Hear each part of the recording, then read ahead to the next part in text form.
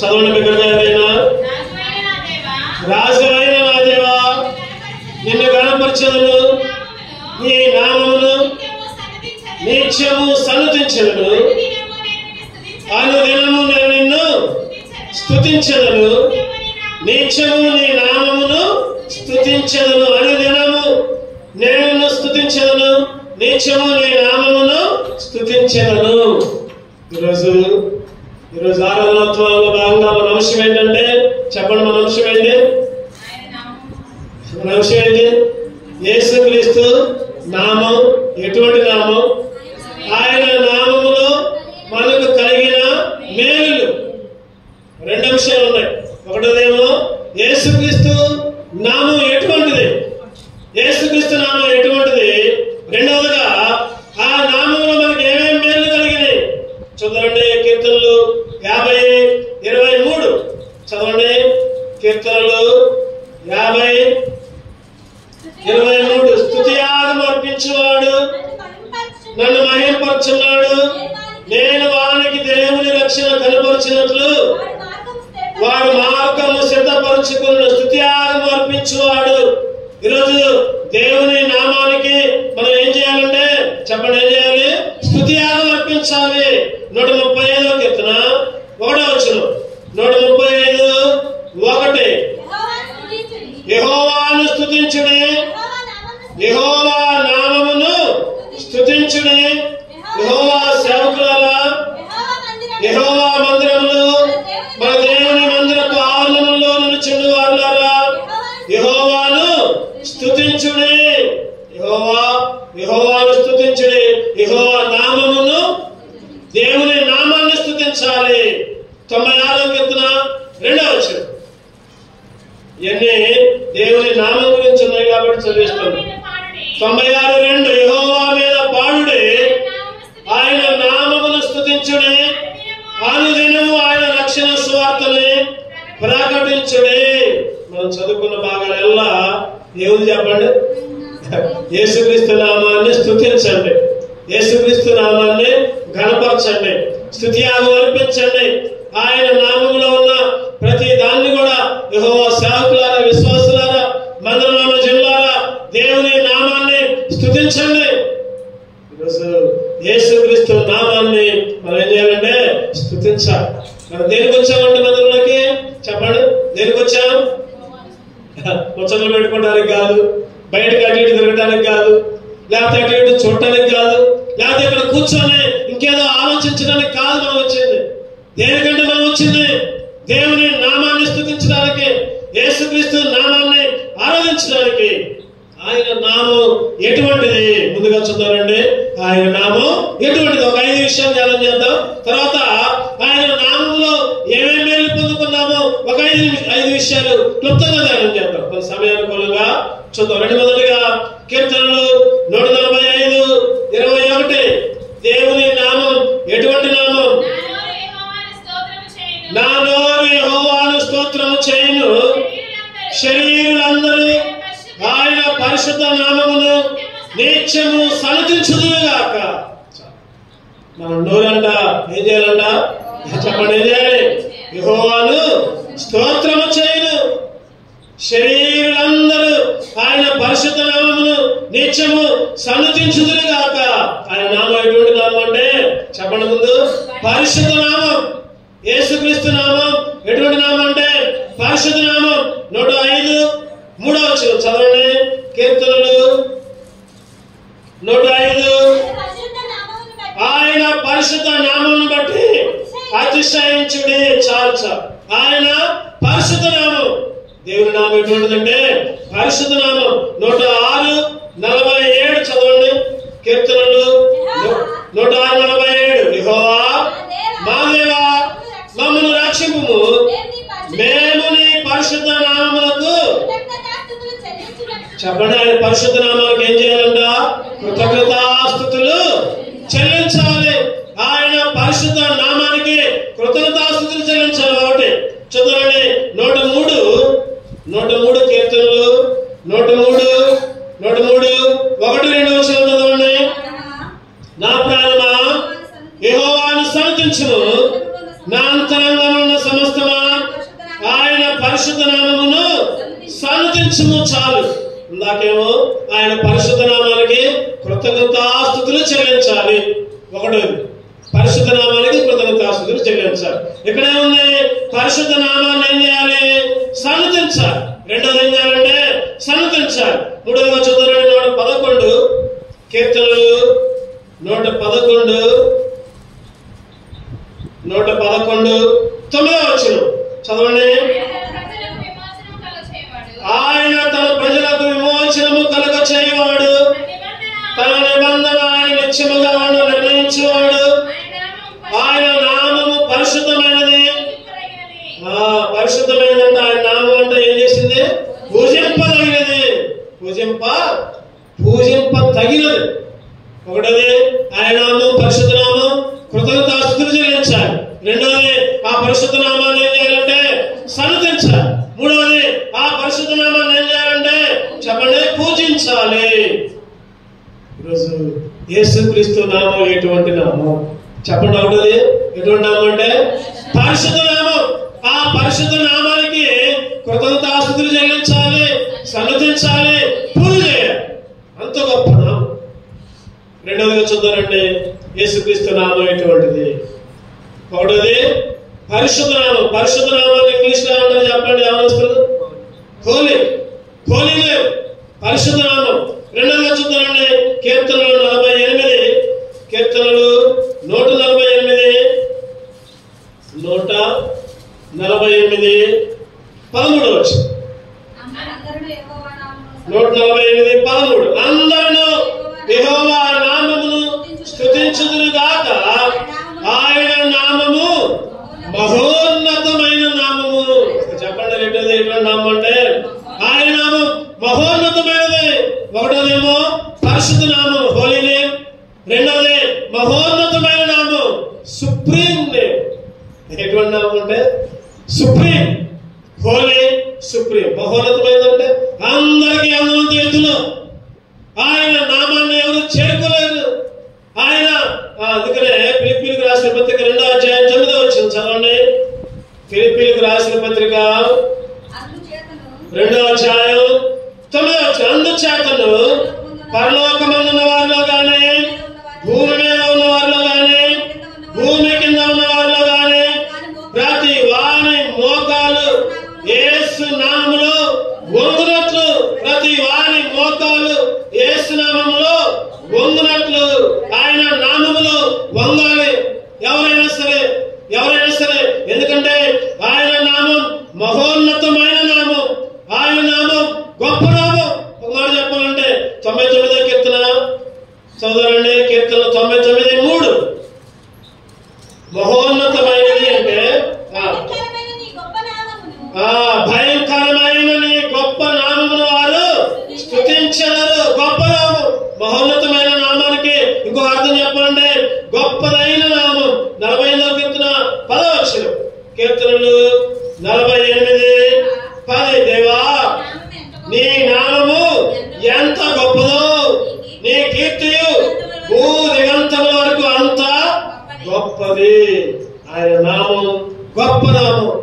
భూ దిగంతముల వరకు ఆకాశమే గాని, భూమే గాని, భూమి కింద సముద్రమే గాని అన్నిటికంటే మహా మహా మహా ఉన్నతమైన నామం. ఎవరి నామం చెప్పండి? ఎవరి నామం? యేసుక్రీస్తు నామం. యేసుక్రీస్తు నామం. ఒకటోది పరిశుద్ధ నామం హోలీ నేమ్, రెండోది మహోన్నతమైన నామం. చెప్పాలి ఇంగ్లీష్ నామం అంటే సుప్రీం నేమ్. మూడోది చూద్దారండి. మూడోది సామెతలు 18:10 యెహోవా నామము బలమైన దుర్గము. యెహోవా నామము బలమైన దుర్గం. చెప్పండి ఏ నామంట? బలమైన నామం. ఇంకో మాట చెప్పాలంటే బలమైన నామం. యెహోవా నామం బలమైన దుర్గము. నీతిమంతుడు అందులోనికి పరిగెత్తి ఎట్లా ఉంటాడంట? సురక్షితముగా. ఎందుకంటే చెప్పండి బలమైన నామం కాబట్టి. బలమైన నామం. నీతిమంతుడు ఆ నామములోకి వస్తే సురక్షితముగా ఏమాత్రము ఇబ్బంది లేని విధముగా, ఏమాత్రము కష్టం లేని విధముగా, ఏమాత్రము ఈ లోక మరణం లేని నామం అది. ఈ లోకంలో అందరూ చనిపోతారు, అందరూ చనిపోతారు. ఎవరు బ్రతికే వాళ్ళు ఎవరు లేరు, ఏదో ఒక రోజు చనిపోవాల్సింది. కానీ యేసుక్రీస్తు నామంలోకి ఎవరైతే వస్తారో వాళ్ళు చనిపోయినా కూడా మరలా బ్రతుకుతారు. అదే గొప్ప నామం, అది బలమైన నామం, యేసయ్య నామం. యేసయ్య నామం ఏ నామం అంటే బలము గల నామం. బలము గల ఇంగ్లీష్ లో చెప్పండి, స్ట్రాంగ్ నేమ్. Strong name. ఒకటోది పరిశుద్ధ నామం, హోలీ నేమ్. రెండవది మహోన్నతమైన నామం, సుప్రీం నేమ్. మూడవది బలమైన నామం, స్ట్రాంగ్ నేమ్. ఇంగ్లీష్ లో కూడా చెబుతున్నారు, యవనస్తులు కొద్దిగా ఫాలో అవుతారు, నేర్చుకుంటారు. 4వ చదువుతారండి, నెహెమ్యా 9:5. నెహెమ్యా 407 పేజీ. అప్పుడు లేవీయులైన 9:5 యేషువ, కద్మీయేలు, బాని, హషబ్నియా, షేబ్యా, హోరియా, షబన్యా, పెతహాయాలు వారు నిలబడి నిరంతరము మీకు దేవుడైన యెహోవాను స్తుతించునని చెప్పి ఇలాగ స్తోత్రము చేసి సకల ఆశీర్వాచన స్తోత్రములకు మించిన నీ ఘనమైన నామము చెప్పండి. నామంట ఘనమైన నామం. 4వదిగా యేసుక్రీస్తు నామం ఘనమైన నామం. ఘనమైన చెప్పండి ఇంగ్లీష్ లో గ్లోరియస్. ఈ నామం అంటే గ్లోరియస్ నేమ్, ఘనమైన నామం. ఆ నామము ఘనత వహించిన నామం. 1 రాజులు 8:42. 1 రాజులు 8:42. ఈరోజు అటువంటి నామాన్ని మనం ఆరాధన చేయాలి. నీ ఘనమైన నామమును గూర్చి, నీ బాహుబలమును గూర్చి, నీవు చాపిన బాహు ప్రసిద్ధిని గూర్చి విందులు. ఎటువంటి నామం అంట? ఘనమైన నామం. ఘనమైన నామం. ఇర్మియా 10:6. ఇర్మియా గ్రంథం 10:6. యెహోవా నిన్ను పోలిన వాడు ఎవడునూ లేడు, నీవు మహాత్మ్యము గలవాడు, నీ శౌర్యమును బట్టి నీ నామము ఘనమైనదాయను. నీ శౌర్యాన్ని బట్టి నీ నామము ఘనమైనది. ఘనమైన నామం, గ్లోరియస్ నేమ్. 5వదిగా చూద్దారంటే ఆయన నామం ఎటువంటిది? కీర్తనలు 8:1. కీర్తనలు 8:1. యెహోవా మా దేవా, మా ప్రభువా, ఆకాశములలో నీ మహిమను కనపరచువాడా, భూమి అందంతటా నీ నామము ఎంత ప్రభావము కలిగినది. భూమి అందంతటా నీ నామము ఎంత ప్రభావము కలిగినది అంటే 5వదిగా ఎటువంటి నామం చెప్పండి? ప్రభావము గల నామం. పవర్ఫుల్. పవర్ఫుల్ నేమ్ చెప్పండి. 5 ఉన్నాయి ఆయన నామంలో. ఘనత ఇంకా చాలా ఉన్నాయి లేదండి. 5 విషయాలు ధ్యానం చేసుకోండి. 1వది యేసుక్రీస్తు నామం చెప్పాలి. తెలుగులో చెప్పాలి, ఇంగ్లీష్ లో చెప్పాలి. స్పీడ్గా. పరిశుద్ధ నామం, హోలీ నేమ్. రెండవది మహోన్నతమైన నామం, సుప్రీం నేమ్. 3వది బలమైన నామం, స్ట్రాంగ్ నేమ్. 4వది ఘనమైన నామం, గ్లోరియస్ నేమ్. 5వది ప్రభావము గల నామం, పవర్ఫుల్ నేమ్. ఆయన నామం అంట ప్రభావము కలిగింది. 93:1.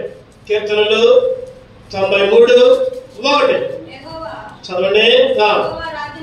యెహోవా రాజ్యము చేయుచున్నాడు, ప్రభావమును ఆయన వస్త్రముగా ఆదరించి ఉన్నాడు. చాలు. ప్రభావమును, ఆ ప్రభావము కలిగిన నామాన్ని ధరించుకున్నవాడు ప్రభావాన్నే ఏం చేస్తున్నాడు? వస్త్రంగా మార్చాడు. ఎంత గొప్ప నామం చూడండి.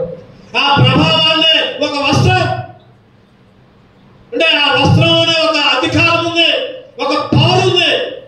తాకగానే కరెంటు షాక్ కొట్టింది. ఎవరు కొట్టింది? కరెంటు షాక్ కొట్టింది. చెప్పండి. బైబిల్లో ఒక పోయి తాకింది.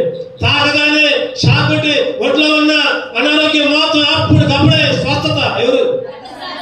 రక్తస్రావం కలిగిన స్త్రీ. ఆయనలో ప్రభావం పోయింది. ఎవరో నన్ను ముట్టుకున్నారంటా ఉంటాడు.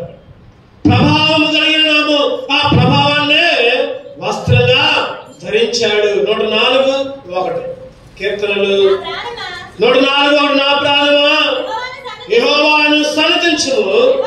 యెహోవా నా దేవా, నీవు అధిక ఘనత వహించిన వాడవు. నీవు మహాత్మ్యమును ప్రభావమును ధరించినావు. నీవు మహాత్మ్యాన్ని ప్రభావాన్ని ధరించినావు. అది గొప్ప సంగతి. ఆయన వస్త్రంలోనే ప్రభావం ఉంది. ఆయన ప్రభావమునే మహాత్మ్యాన్ని ధరించాడు. 150 కీర్తనలు 152 150 కీర్తన 2వ వచనం. ఆయన పరాక్రమ కార్యములను బట్టి ఆయనను స్తుతించుడి. ఆయన మహాప్రభావం బట్టి ఆయనను స్తుతించుడి. ఆ ప్రభావము కలిగిన నామాన్ని ఏం చేయాలంట? స్తుతించాలి, ఆరాధించాలి, కృతజ్ఞతాస్తుతులు చెల్లించాలి, పూజించాలి. ఈరోజు ఏదేదో నామాల దగ్గరికి పోతాం, ఎక్కడికెక్కడికో పోతున్నాం. ఆ పేరని, ఈ పేరని, అదని, ఇదని, పనికిరాని వాళ్ళన్నిటి దగ్గరికి పోయి, పనికిరాని దగ్గరికి అంతా పోయి మనకు ఉన్నదంతా దానత్వం చేసి పాపాన్ని మూట కట్టుకుంటున్నాం. ఈ లోకంలో ఒకే ఒక్క నామం ఏ నామం ఉంటది? పరిశుద్ధ నామం. రెండవదిగా ఏ నామం ఉంటది? మహాత్మ్యము కలిగిన నామం. మూడవదిగా ఏ నామం ఉంటది? బలమైన నామం. నాలుగవదిగా ఏ నామం ఉంటది? ఘనమైన. చివరిగా 5వదిగా యేసుక్రీస్తు నామం. ప్రభావం కలిగిన నామంలోనే ఏముందంటే చెప్పండి, శక్తి ఉంది, స్వస్థత ఉంది. ఆ నామంలోనే ఎన్నో ఎన్నో ఎన్నో ఎన్నో మేలు ఆ పేరులోనే దాగున్నాయి. ఆ పేరులోనే యేసుక్రీస్తు నామములో, యేసుక్రీస్తు నామంలోనే ఎన్నో మేలు ఉన్నాయి. ఆ నామాన్ని ఏం చేయాలి? అప్పుడు మనం కృతజ్ఞతాస్తుతులు చెల్లించాలి, సన్నుతించాలి, ఇంకా పూజించాలి. కృతజ్ఞతాస్తుతులు చెల్లించాలి, సన్నుతించాలి, ఇంకా పూజించాలి. యేసయ్య నామములో శక్తి ఉన్నదయ్యా. శ్రీ యేసయ్య నామములో శక్తి ఉన్నదయ్యా. నమ్మితే చాలు నీవు తావు శక్తిని, నమ్మితే చాలు నీవు పొందుకుంటావు శక్తిని. యేసయ్య నామములో శక్తి ఉన్నదయ్యా. శ్రీ యేసయ్య నామములో శక్తి ఉన్నదయ్యా. చెప్పండి, ఆయన నామంలో. ఈరోజు ఆయన నామాన్ని పూజించడానికి వచ్చాం, సాగిల పట్టడానికి వచ్చాం, సన్నతించడానికి వచ్చాం, కృతజ్ఞతాస్తుతులు అర్పించడానికి వచ్చాం. మరి ఏంటి ఆ నామం ద్వారా మనకు కలిగిన మేలు? అంశం ఏంటంటే యేసుక్రీస్తు నామం ఎటువంటి నామం? ఆ నామంలో మనకు కలిగిన మేలులేంటి? చూద్దాం క్లుప్తంగా ఒక 5 నిమిషాలు ధ్యానం చేద్దాం. ఈ నామములో మనకి ఏమేమి మేలు వచ్చాయి? యేసుక్రీస్తు నామములో ఏమి లాభం పొందుకున్నాం అడుగుతారు చాలా మంది. ఏందయ్యా యేసుక్రీస్తు నమ్ముకున్నారు, ఏ లాభం వచ్చింది నీకు? ఏమి లాభం వచ్చింది? అన్ని నష్టాలేగా చెప్పాలి. మనం ఈ కనపడే నష్టాలు కాదు, మాకు కనపడని లాభాలు ఎన్నో ఉన్నాయి. ఏంటిదంటే మొదటిగా ఆయన నామములో అపోస్తుల కార్యాలు 4వ అధ్యాయం, అపోస్తుల కార్యాలు 4వ అధ్యాయం 12వ వచనం చదవండి. మరి ఎవరి వలనను రక్షణ కలుగదు, ఈ నామమునే మనము రక్షణ పొందవలను. కానీ ఆకాశము కింద మనుషుల్లో ఇవ్వబడిన మరి ఏ నామమున రక్షణ లేదు. ఏ నామమున, ఆకాశము క్రింద ఇవ్వబడిన ఏ నామములో రక్షణ లేదు. యేసుక్రీస్తు నామములో రక్షణ. మొదటి లాభం, మొదటి మేలు. చెప్పండి, ఏం మేలు వచ్చింది? రక్షణ వచ్చింది. రక్షణ వచ్చింది. మరి యేసుక్రీస్తు నామంలోకి రాకపోతే రక్షణ లేదు. చాలా మంది ఈ మధ్య పహల్గామ్ ఉగ్ర దాడి బోర్డర్లో జరిగింది. కాశ్మీర్ బోర్డర్లో పహల్గామ్ దగ్గర ఉగ్రదాడి. ఉగ్రవాదులు తుపాకులు పెట్టి కాలుస్తూ ఉన్నారు. ఎవరిని? భర్తలను మాత్రమే, మగవాళ్ళను మాత్రమే. స్త్రీలను ఏం చేయాల? పిల్లలు ఏం చేయాల? పిల్లలు ఏం చేయాల?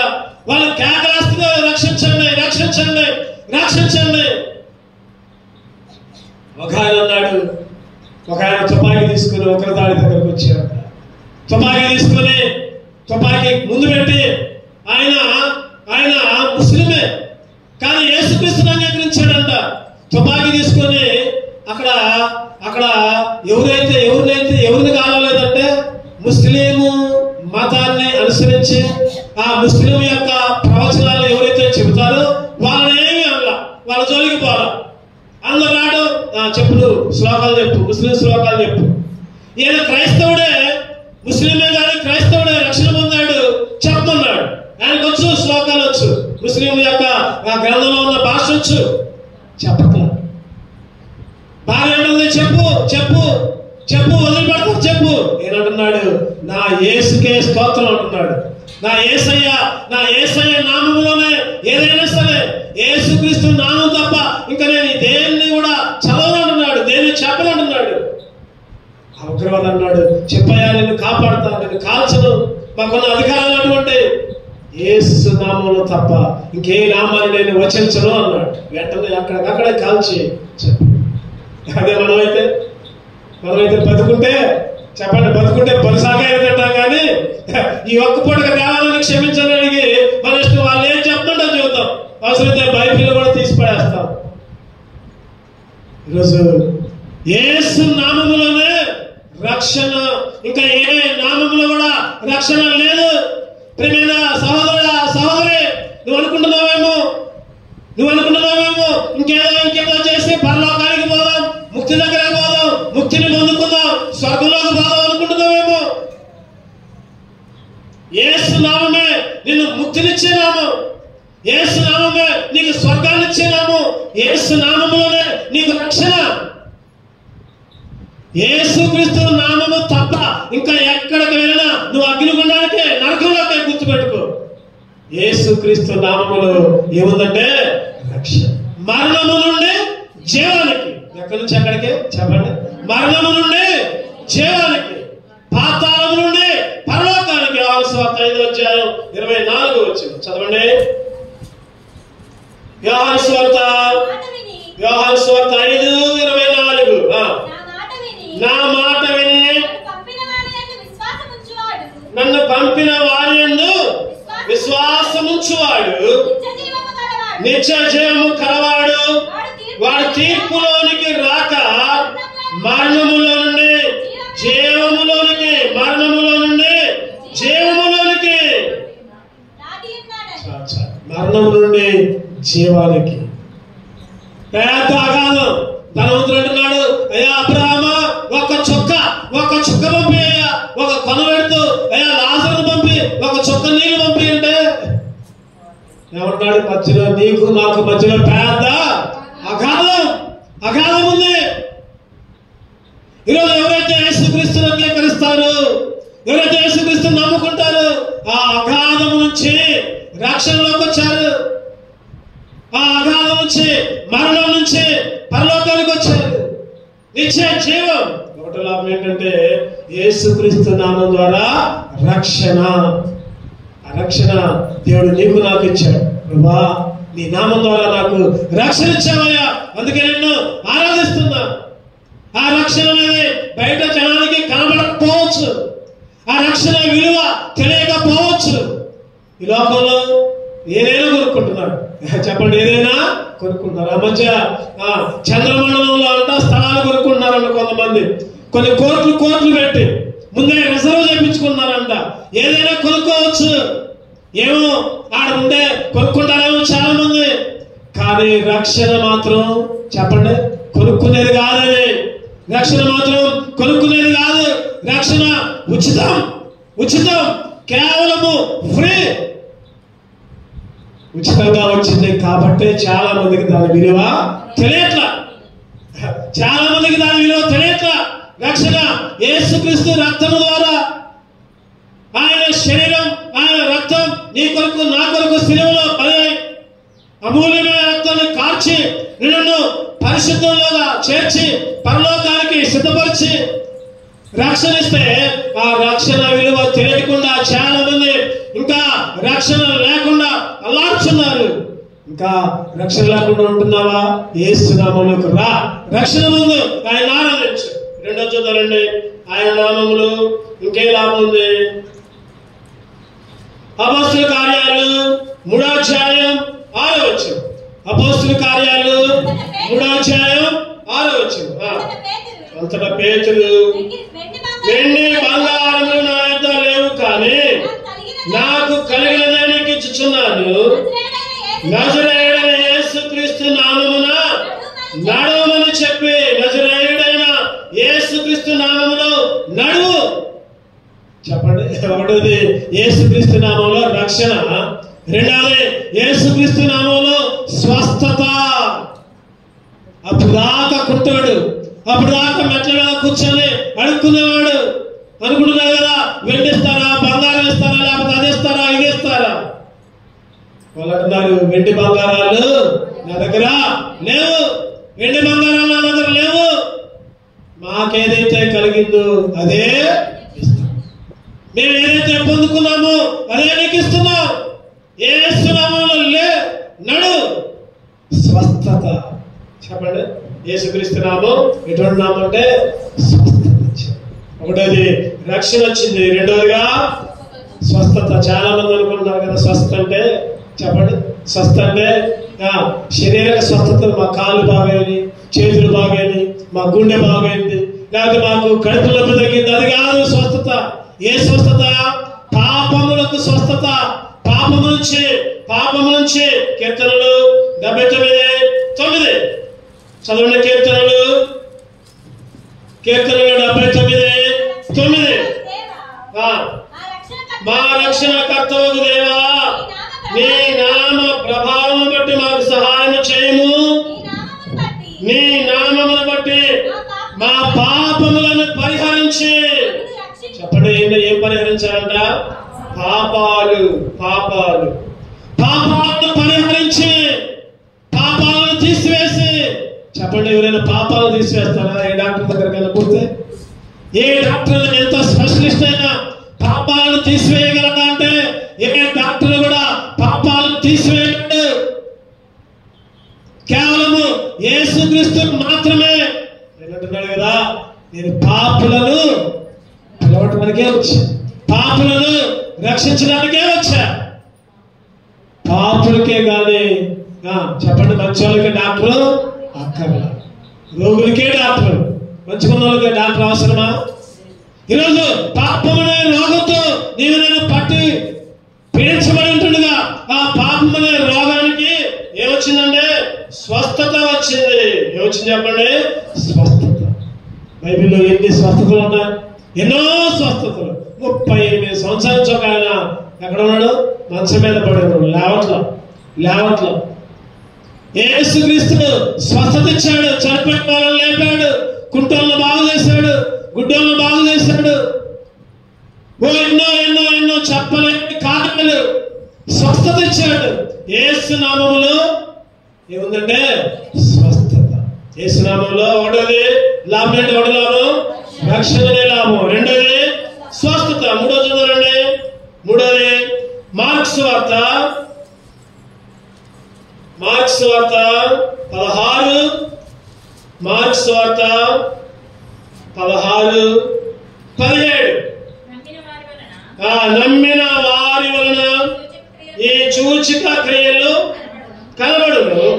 ఏమనగా నా నామమున దయ్యములు వెళ్ళగొట్టుదురు. నా నామమున, చెప్పండి, ఏం చేస్తారంట? దెయ్యాలు. యేసుక్రీస్తు నామంలో ఉన్న మూడో లాభం ఏంటంటే దెయ్యాలు వెళ్ళగొడతారు, దెయ్యాలు పోతాయి. దెయ్యాలు చెప్పండి, మనకు కనపడతాయి దెయ్యాలు, మనకు కనపడవు. దెయ్యాలు కనపడవు. ఒక్కోసారి దెయ్యాలు మనలోనే ఉంటాయి కానీ మనకు తెలియదు, మనలోనే ఉంటాయి. ఒక ఆయన దగ్గర గణాశ్రీ ప్రాంతంలో ఒక ఆయన దగ్గర దెయ్యాలు ఉన్నాయి. ఎన్ని దెయ్యాలు ఉన్నాయి? సేన అంటే 2000 నుంచి 3000 దాకా మొత్తం ఒక్కసారి యేసుక్రీస్తు వచ్చి వెళ్ళగొట్టాడు. యేసుక్రీస్తు నామంలో దెయ్యాలు వెళ్ళిపోతాయి. ఒక్కోసారి మన జీవితాల్లో కూడా దెయ్యాలు వస్తాయి. ఒకసారి దెయ్యం మాటలు మాట్లాడతాం, సైతాన్ మాటలు మాట్లాడతాం.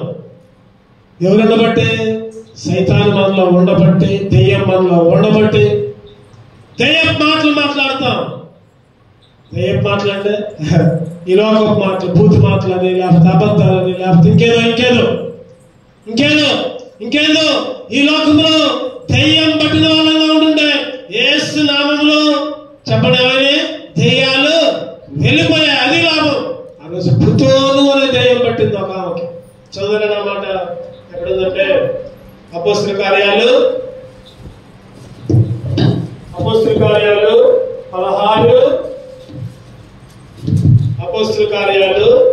16 అధ్యాయం చూడండి. ఎన్నో వచ్చిన 16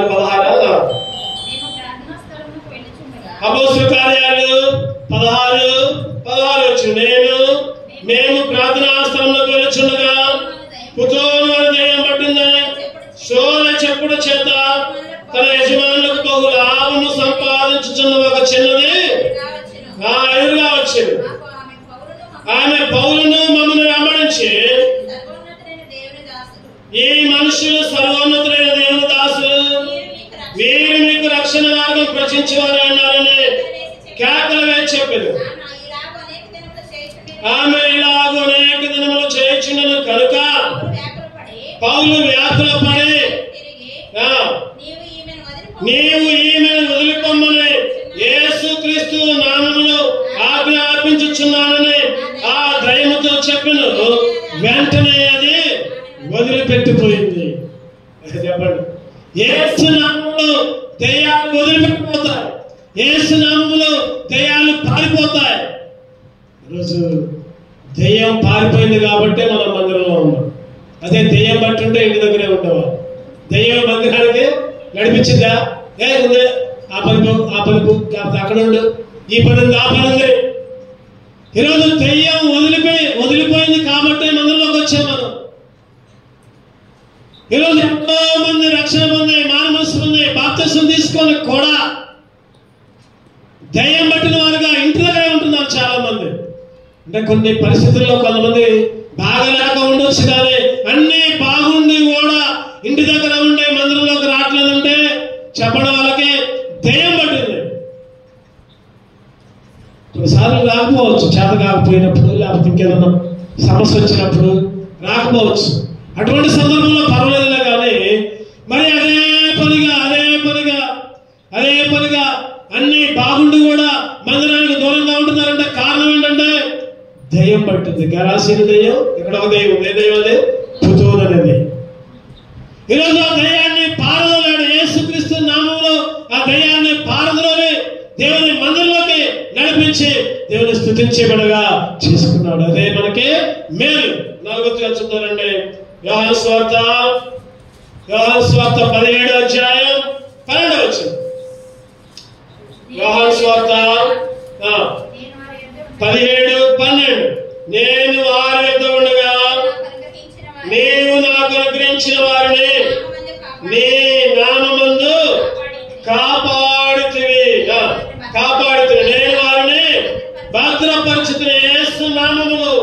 అక్కడ ఏముందంటే నీ నామములో, యేసు నామములో కాపాడటం, భద్రత, రక్షణ, లేదా కొండ, కోట, ఆయన నామము కాపాడే నామం. చెప్పండి, ఆయన నామం ఎటువంటి నామం అంటే కాపాడే నామం. ఎన్నోసార్లు చెప్పుకున్నాం, పోయిన వారం కూడా చెప్పుకున్నాం మనం. ఇశ్రాయేలును కాపాడువాడు, కునుకడు, నిద్రపోడు. ఆయన ఎన్నో విధాలుగా కాచి కాపాడుతూ ఉంటున్నాడు. ఈరోజు కంటి పాపలాగా ఈరోజు నేను కాచి కాపాడుతున్నాడు. యేసుక్రీస్తు నామం కాపాడే నామం. ఆయన కాపాడి, చెప్పండి, ఇంకా అన్నిటికంటే ముఖ్యంగా ఇంకొక దగ్గర నుంచి కాపాడుతున్నాడు. ఎక్కడి నుంచి చెప్పండి? ఎక్కడి నుంచి? సైతాను లోకం నుంచి. లేదా లోకపు ఆచారాల నుంచి, లోకపు కట్టడాల నుంచి ఈరోజు యేసుక్రీస్తు కాపాడుతున్నాడు మనల్ని. ప్రత్యేకమైన జనముగా, మూర్ఖులైన ఈ తరం వారికి వేరే ప్రత్యేకంగా జీవించండి. ఈరోజు మూర్ఖులను ఈ తరం వారి నుంచి దేవుడు నన్ను కాపాడుతూ ఉంటున్నాడు. అందుకే ప్రభా నీ నామము నన్ను కాపాడనాము అయ్యా, నీ నామము నాకు భద్రత ఇచ్చే నామం. అందుకనే ఆ నామాన్ని ఎప్పుడు ఏం చేయాలంటే స్తుతించాలి. యేసు పరిశుద్ధ నామము నాకు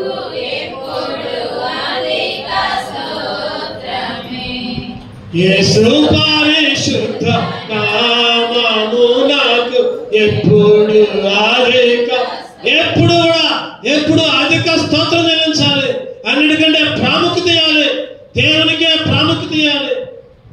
దేవుని విషయాల్లో, దేవునికి సంబంధించిన మందిర విషయాల్లో ప్రాముఖ్యత ఇవ్వాలి. మిగిలినంత తర్వాత పిల్లలు కానీ, ఉద్యోగం కానీ, లేదా మన ఆరోగ్యం కానీ, లేదా ఇంకేదైనా ఇల్లు కానీ, ఇంకా ఏదైనా దేని తర్వాత అంటే దేవుని తర్వాత ఏదైనా, మందిరం తర్వాత ఏదైనా, వాక్యం తర్వాత ఏదైనా. ఎందుకంటే ఆయన నామం కాపాడే.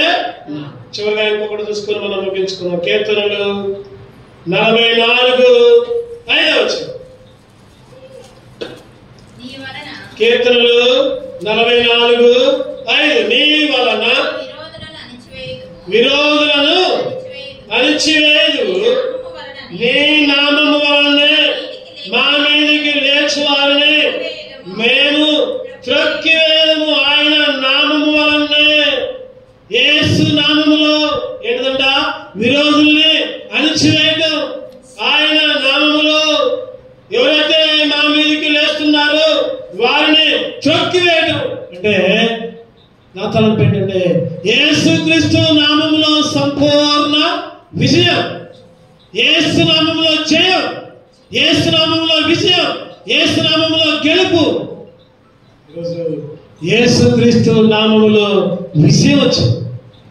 ఎవరి మీద వచ్చింది? ఎవరి మీద? శత్రువు మీద, సైతాను మీద. ముఖ్యంగా మన శత్రువు మన శరీరమే. ఎన్నోసార్లు చెప్పుకున్నాం, మన శరీరం అనే శత్రువు మీద మన కళ్ళు, మన చేతులు, మన కాళ్ళు, మన ఆలోచనలు ఏ శత్రువులుగా ఉండి దేవునికి విరుద్ధంగా పనిచేస్తున్నారు. ముఖ్యంగా మన శరీరం మీద మనకి విజయం. మన శరీరం మీద 108 కీర్తన 108:12 చదవండి. 108:12 మనుషుల సహాయము వ్యర్థము, శత్రువులను జయించుటకు నీవు మాకు సహాయము దయచేయు. శత్రువులను జయించుటకు, శత్రువుని ఓడించడానికి, శత్రువు మీద గెలవటానికి ఆయన ముందు జయించాడు. ఎవరు? యేసుక్రీస్తు జయించాడు. సైతాను తలను ఏం చేశాడు చెప్పండి? చితకత్రొక్కాడు. ఆయన చితకదొక్కడం మాత్రమే కాదు, నీకు నాకు కూడా సైతాను తలను చితకదొక్కే ధైర్యాన్ని ఇచ్చాడు. శత్రువు మీద గెలిపించాడు. ఆయన నామములో విజయం. యేసుక్రీస్తు నామములో చెప్పండి. 5 నామాలు. ఒకటోది యేసు నామములో రక్షణ, రెండోది యేసు నామములో స్వస్థత, మూడోది యేసు నామములో దయ్యాలు వదిలిపెట్టిపోయాయి, నాలుగోది యేసు నామములో భద్రత, కాపాడటం, ఐదవదిగా యేసు నామములో శత్రువు మీద విజయం. 5 రకాల మేలు. ఏ నామంలో చెప్పండి? ఏ నామంలో? ఒకటోది పరిశుద్ధమైన నామం, రెండోది మహోన్నతమైన నామం, మూడవది బలమైన నామం, నాలుగవది ఘనమైన నామం, ఐదవదిగా ప్రభావము కలిగిన. అందుకనే మనం చదువుకున్న మొదటి భాగం చదువుకున్నారంటే 145 మొదటి నుండి వచ్చిన చదువుకొని ఆరాధనలో ప్రవేశిద్దాం. 145 మొదటి 2 వచ్చిన అందరూ కలిసి చదువుకుందాం. రాజైన నా దేవా నిన్ను కనపరచెదను, నీ నామము నిత్యము సన్నతించెదను, అనుదినము నేను స్తుతించెదను, నిత్యము నీ నామమును. ఆయన నామాన్ని సన్నతించే వాళ్ళంగా, కృతజ్ఞతాస్తుతులు చెల్లించే వాళ్ళంగా, పూజించే వాళ్ళంగా ఆయన ఆరాధించుకుందాం. అటువంటి ఆరాధన భాగ్యాన్ని దేవుడు మనకి అనుగ్రహించును గాక. ఆమేన్. ఆమేన్. రండి నిలబడి ఒక పాట పాడుకుందాం. దేవుడు కూడా పాట పాడుకున్నాం, దేవుని ఆరాధించుకున్నాం.